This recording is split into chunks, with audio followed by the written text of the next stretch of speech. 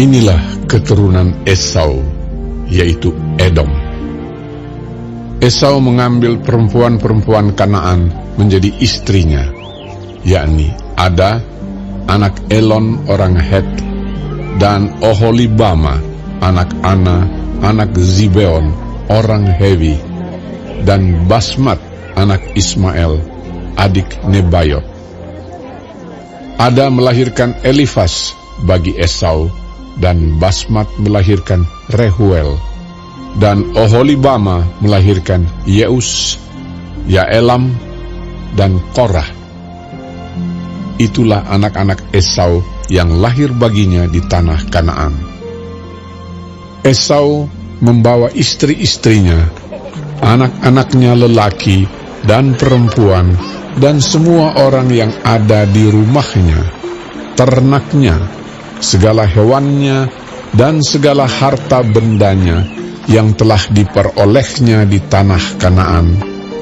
Lalu pergilah ia ke negeri lain, dan ia meninggalkan Yakub, adiknya itu.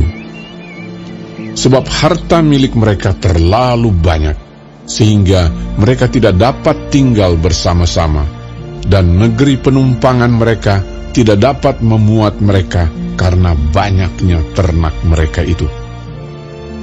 Maka menetaplah Esau di pegunungan Seir. Esau itulah Edom. Inilah keturunan Esau, bapa orang Edom, di pegunungan Seir. Nama anak-anaknya ialah Elifas, anak Ada, istri Esau, Rehuel, anak Basmat, istri Esau.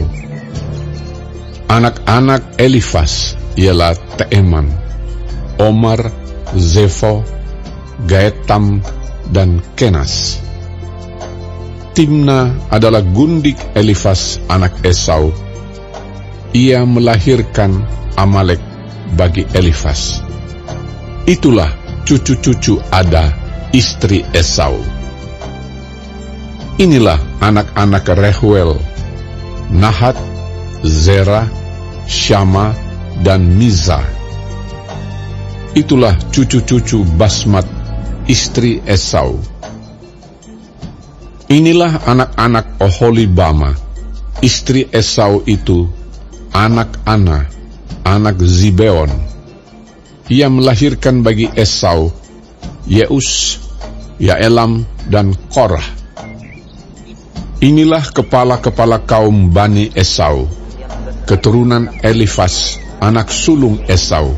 Ialah kepala kaum Teeman, kepala kaum Omar, kepala kaum Zevo, kepala kaum Kenas, kepala kaum Korah, kepala kaum Gaetam, dan kepala kaum Amalek. Itulah kepala-kepala kaum Elifas di tanah Edom. Itulah keturunan Ada. Inilah keturunan Rehuel, anak Esau, kepala kaum Nahat, kepala kaum Zera, kepala kaum Syama, dan kepala kaum Miza. Itulah kepala-kepala kaum Rehuel di tanah Edom. Itulah keturunan Basmat, istri Esau. Inilah keturunan Oholibama, istri Esau, kepala kaum Yeus, kepala kaum Yaelam, kepala kaum Korah. Itulah kepala-kepala kaum Oholibama, istri Esau, anak Ana. Itulah Bani Esau, yakni Edom, dan itulah kepala-kepala kaum mereka. Inilah anak-anak Seir, orang Hori, penduduk negeri itu: Lotan, Shobal, Zibeon, Ana, Dishon, Ezer, Dishan. Itulah kepala-kepala kaum orang Hori, anak-anak Seir di tanah Edom. Anak-anak Lotan ialah Hori dan Heman, dan saudara perempuan Lotan ialah Timna.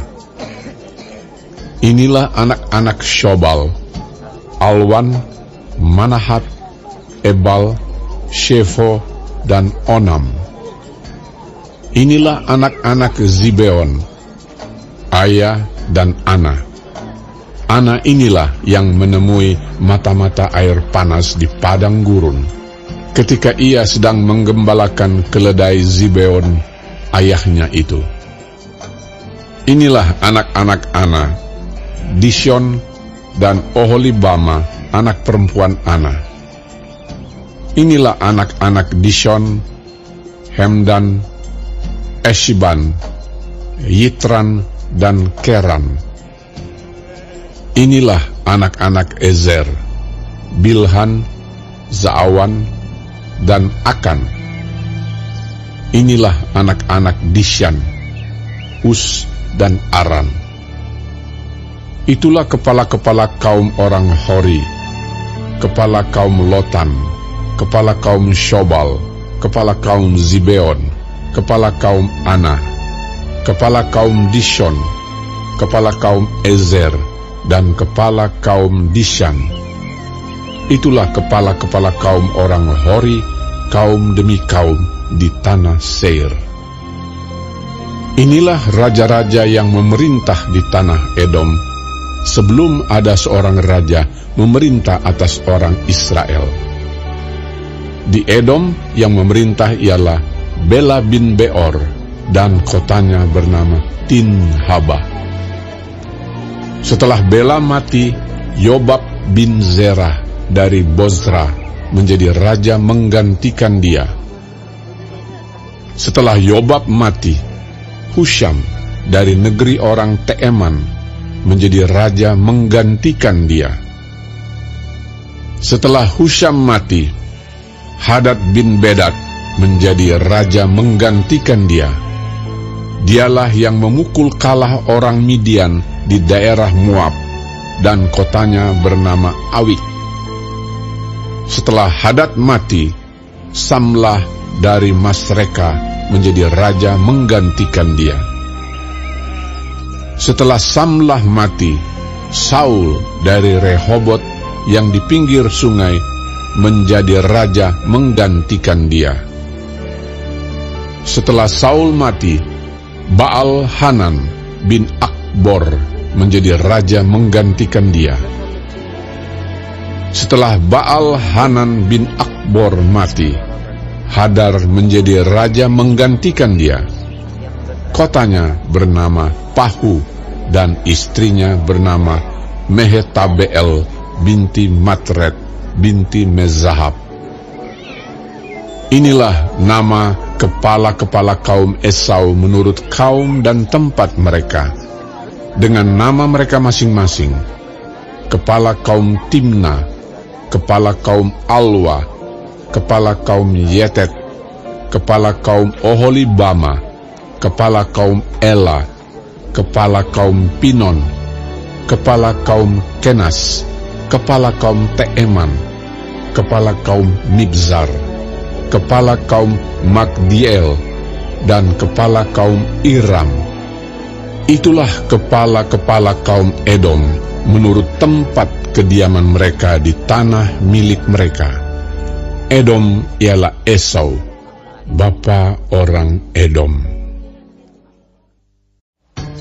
Adapun Yakub, ia diam di negeri penumpangan ayahnya, yakni di tanah Kanaan.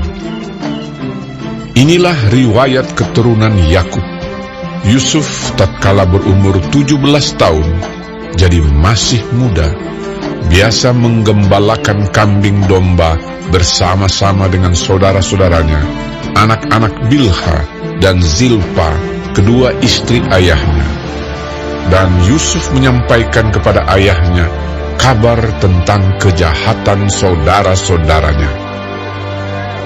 Israel lebih mengasihi Yusuf dari semua anaknya yang lain, sebab Yusuf itulah anaknya yang lahir pada masa tuanya, dan ia menyuruh membuat jubah yang maha indah bagi dia.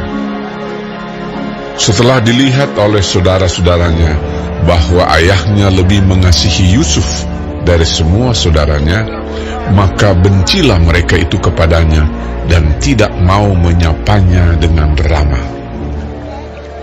Pada suatu kali bermimpilah Yusuf, lalu mimpinya itu diceritakannya kepada saudara-saudaranya. Sebab itulah mereka lebih benci lagi kepadanya. Karena katanya kepada mereka, "Coba, dengarkan mimpi yang kumimpikan ini. Tampak kita sedang di ladang, mengikat berkas-berkas gandum. Lalu, bangkitlah berkasku dan tegak berdiri. Kemudian, datanglah berkas-berkas kamu sekalian, mengelilingi dan sujud menyembah kepada berkasku itu." Lalu saudara-saudaranya berkata kepadanya, "Apakah engkau ingin menjadi raja atas kami? Apakah engkau ingin berkuasa atas kami?" Jadi makin bencilah mereka kepadanya karena mimpinya dan karena perkataannya itu. Lalu ia memimpikan pula mimpi yang lain yang diceritakannya kepada saudara-saudaranya. Katanya, "Aku bermimpi pula. Tampak matahari, bulan, dan 11 bintang sujud menyembah kepadaku." Setelah hal ini diceritakannya kepada ayah dan saudara-saudaranya, maka ia ditegur oleh ayahnya. "Mimpi apa mimpimu itu? Masakan aku dan ibumu serta saudara-saudaramu sujud menyembah kepadamu sampai ke tanah?" Maka iri hatilah saudara-saudaranya kepadanya, tetapi ayahnya menyimpan hal itu dalam hatinya. Pada suatu kali, pergilah saudara-saudaranya menggembalakan kambing domba ayahnya dekat Sikem. Lalu Israel berkata kepada Yusuf, "Bukankah saudara-saudaramu menggembalakan kambing domba dekat Sikem? Marilah engkau kusuruh kepada mereka." Sahut Yusuf, "Ya, Bapa."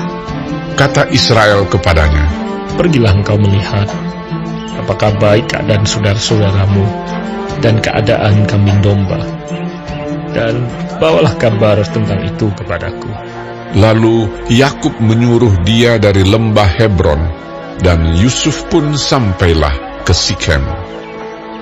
Ketika Yusuf berjalan ke sana kemari di padang, bertemulah ia dengan seorang laki-laki yang bertanya kepadanya. "Apakah yang kau cari?" Sahutnya, "Aku mencari saudara-saudaraku. Tolonglah katakan kepadaku, di mana mereka menggembalakan kambing domba." Lalu kata orang itu, "Mereka telah berangkat dari sini.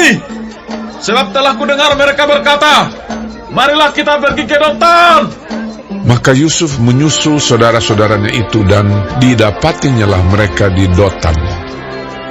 Dari jauh ia telah kelihatan kepada mereka, tetapi sebelum ia dekat pada mereka, mereka telah bermufakat mencari daya upaya untuk membunuhnya. Kata mereka seorang kepada yang lain, "Lihat, tukang mimpi kita itu datang. Sekarang, marilah kita bunuh dia dan kita lemparkan ke dalam salah satu sumur ini. Lalu kita katakan, seekor binatang buas telah menerkamnya. Dan kita akan lihat nanti bagaimana jadinya mimpinya itu." Ketika Ruben mendengar hal ini, ia ingin melepaskan Yusuf dari tangan mereka. Sebab itu katanya, "Janganlah kita bunuh dia. lagi kata Ruben kepada mereka, Janganlah tumpahkan darah. Lemparkanlah dia ke dalam sumur yang ada di padang gurun ini. Tetapi janganlah apa-apakan dia." maksudnya hendak melepaskan Yusuf dari tangan mereka dan membawanya kembali kepada ayahnya. Baru saja Yusuf sampai kepada saudara-saudaranya, mereka pun menanggalkan jubah Yusuf, jubah maha indah yang dipakainya itu. Dan mereka membawa dia dan melemparkan dia ke dalam sumur. Sumur itu kosong, tidak berair. Kemudian duduklah mereka untuk makan. Ketika mereka mengangkat muka, kelihatanlah kepada mereka suatu kafilah orang Ismail datang dari Gilead dengan untanya yang membawa damar, balsam, dan damar ladang dalam perjalanannya mengangkut barang-barang itu ke Mesir. Lalu kata Yehuda kepada saudara-saudaranya itu, Apakah untungnya kalau kita membunuh adik kita itu dan menyembunyikan darahnya? Marilah kita jual dia kepada orang Ismail ini. Tetapi janganlah kita apa-apakan dia, karena ia saudara kita, darah daging kita. dan saudara-saudaranya mendengarkan perkataannya itu. Ketika ada saudagar-saudagar Midian lewat, Yusuf diangkat ke atas dari dalam sumur itu, kemudian dijual kepada orang Ismail itu dengan harga 20 shikal perak. Lalu Yusuf dibawa mereka ke Mesir. Ketika Ruben kembali ke sumur itu, ternyata Yusuf tidak ada lagi di dalamnya. Lalu dikoyakkannya lah bajunya, dan kembalilah ia kepada saudara-saudaranya. Katanya, Anak kita tidak ada lagi. Kemanakah aku ini? kemudian mereka mengambil jubah Yusuf dan menyembelih seekor kambing, lalu mencelupkan jubah itu ke dalam darahnya. Jubah maha indah itu mereka suruh antarkan kepada ayah mereka dengan pesan, Ini kami dapati. Silakanlah Bapak periksa, apakah jubah ini milik anak Bapak atau tidak. Ketika Yakub memeriksa jubah itu, ia berkata, Ini jubah anakku.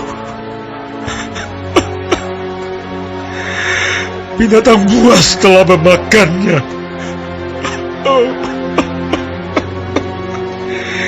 Tentulah Yusuf telah diterkam.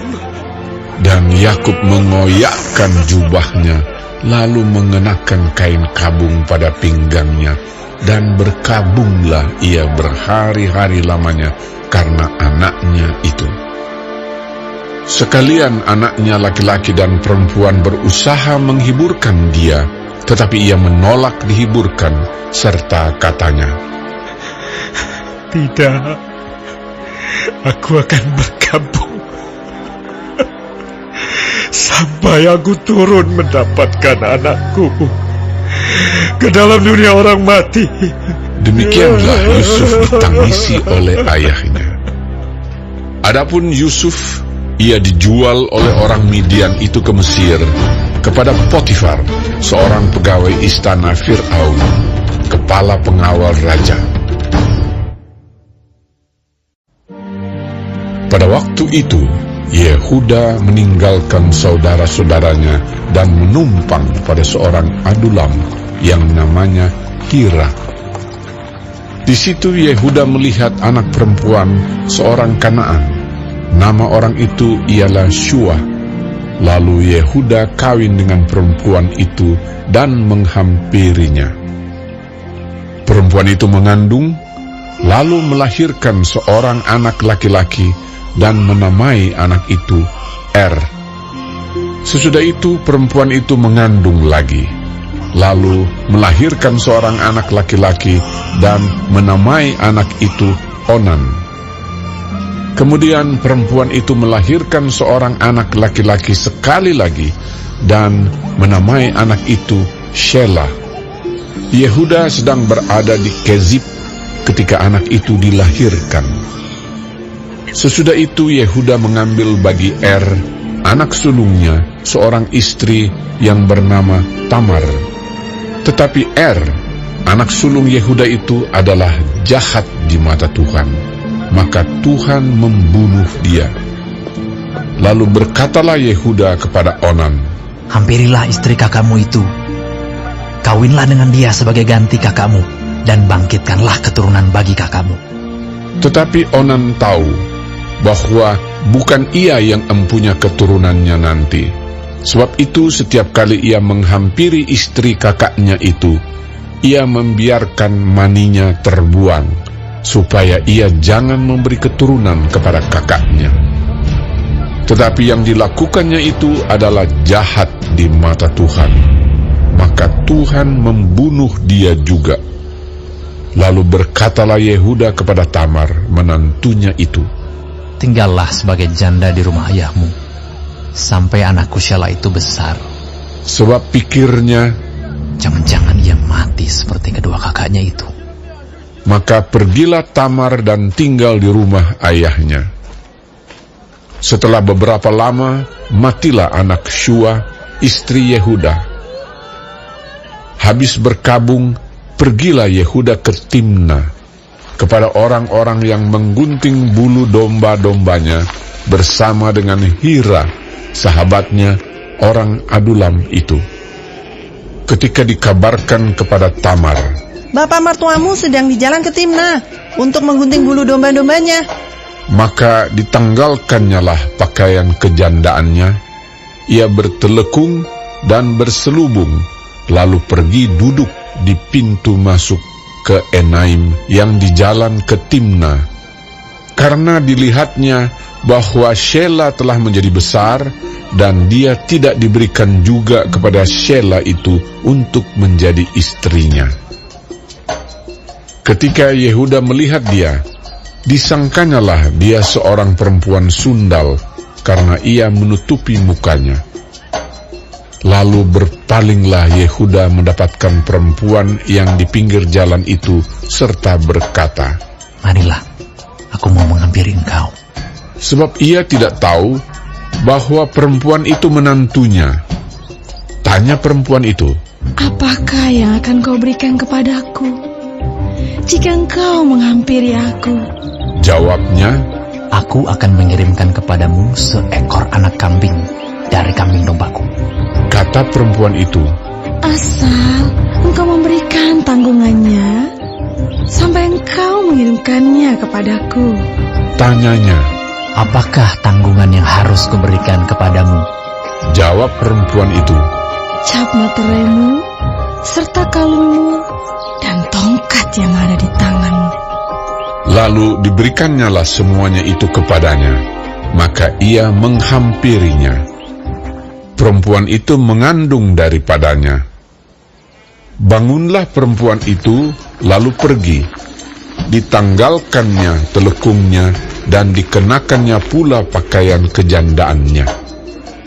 Adapun Yehuda, ia mengirimkan anak kambing itu dengan perantaraan sahabatnya, orang Adulam itu, untuk mengambil kembali tanggungannya dari tangan perempuan itu, tetapi perempuan itu tidak dijumpainya lagi. Ia bertanya-tanya di tempat tinggal perempuan itu, Di manakah perempuan jalang yang duduk tadinya di pinggir jalan di Enaim itu? jawab mereka. Tidak ada di sini perempuan jalang. Kembalilah ia kepada Yehuda dan berkata, Tidak ada kujumpai dia. Dan juga orang-orang di tempat itu berkata, Tidak ada perempuan jalang di sini. Lalu berkatalah Yehuda, Biarlah barang-barang itu dipegangnya, supaya kita jangan menjadi buah olok-olok orang. Sungguhlah anak kambing itu telah kukirimkan, tetapi engkau tidak menjumpai perempuan itu. Sesudah kira-kira 3 bulan dikabarkanlah kepada Yehuda, Tamar menantumu bersundal, bahkan telah mengandung dari persundalannya itu. Lalu kata Yehuda, Bawalah perempuan itu, supaya dibakar. waktu dibawa, perempuan itu menyuruh orang kepada mertuanya mengatakan, Dari laki-laki yang mempunyai barang-barang inilah aku mengandung. juga dikatakannya, Periksalah, siapa yang empunya cap materai serta kalung dan tongkat ini? Yehuda memeriksa barang-barang itu, lalu berkata, Bukan aku, tetapi perempuan itulah yang benar, karena memang aku tidak memberikan dia kepada Shela, anakku. dan ia tidak bersetubuh lagi dengan perempuan itu. Pada waktu perempuan itu hendak bersalin, nyatalah ada anak kembar dalam kandungannya. Dan ketika ia bersalin, seorang dari anak itu mengeluarkan tangannya, lalu dipegang oleh bidan, diikatnya dengan benang kirmisi, serta berkata, Inilah yang lebih dahulu keluar. Ketika anak itu menarik tangannya kembali, keluarlah saudaranya laki-laki, dan bidan itu berkata, Alangkah kuatnya engkau menembus keluar. Maka anak itu dinamai Peres, Sesudah itu, keluarlah saudaranya laki-laki yang tangannya telah berikat benang kirmisi itu. Lalu kepadanya diberi nama Zerah.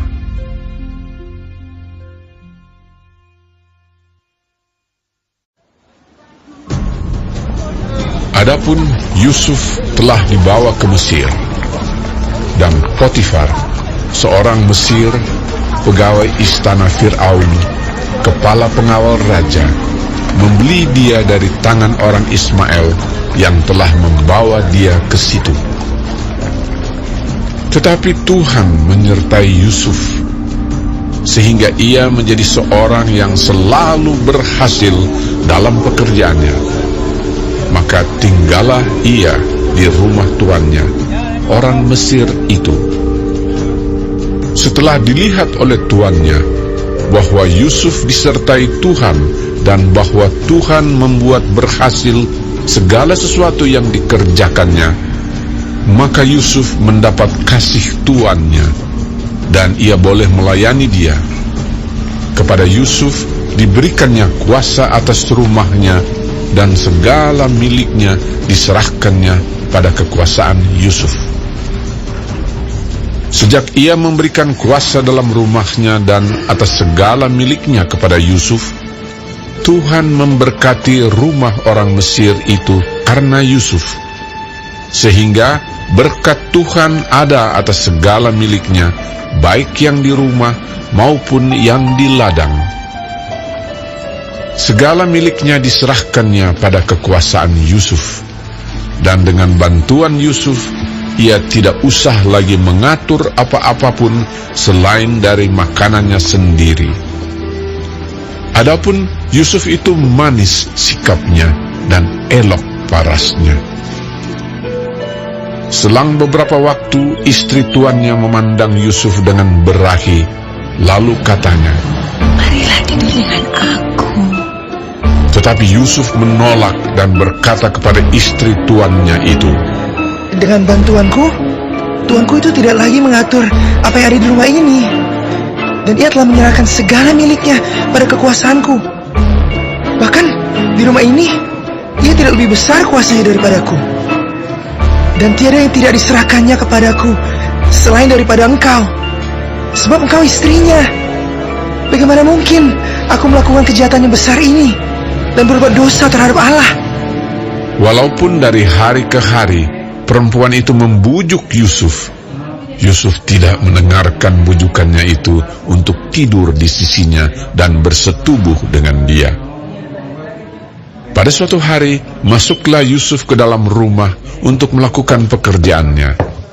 Sedang dari seisi rumah itu, seorang pun tidak ada di rumah. Lalu perempuan itu memegang baju Yusuf sambil berkata, "Marilah tidur dengan aku." Tetapi Yusuf meninggalkan bajunya di tangan perempuan itu dan lari keluar. Ketika dilihat perempuan itu bahwa Yusuf meninggalkan bajunya dalam tangannya dan telah lari keluar, dipanggilnyalah seisi rumah itu, lalu katanya kepada mereka, "Lihat, dibawanya kemari seorang Ibrani, supaya orang ini dapat mempermainkan kita. Orang ini mendekati aku untuk tidur dengan aku. Tetapi aku berteriak-teriak dengan suara keras. Dan ketika didengarnya bahwa aku berteriak sekeras-kerasnya, ditinggalkannya lah bajunya padaku. Lalu ia lari keluar." Juga ditaruhnya baju Yusuf itu di sisinya sampai tuan rumah pulang. Perkataan itu jugalah yang diceritakan perempuan itu kepada Potifar. Katanya, "Hamba orang Ibrani yang kau bawa kemari itu datang kepadaku untuk mempermainkan aku. Tetapi ketika aku berteriak sekeras-kerasnya, ditinggalkannya bajunya padaku. Lalu ia lari keluar." saja didengar oleh tuannya perkataan yang diceritakan istrinya kepadanya, "Begini begitulah aku diperlakukan oleh hambamu itu," maka bangkitlah amarahnya. Lalu Yusuf ditangkap oleh tuannya dan dimasukkan ke dalam penjara, tempat tahanan-tahanan raja dikurung. Demikianlah Yusuf dipenjarakan di sana. Tetapi Tuhan menyertai Yusuf dan melimpahkan kasih setianya kepadanya, dan membuat Yusuf kesayangan bagi kepala penjara itu. Sebab itu kepala penjara mempercayakan semua tahanan dalam penjara itu kepada Yusuf, dan segala pekerjaan yang harus dilakukan di situ dialah yang mengurusnya. Dan kepala penjara tidak mencampuri segala yang dipercayakannya kepada Yusuf, karena Tuhan menyertai dia, dan apa yang dikerjakannya dibuat Tuhan berhasil.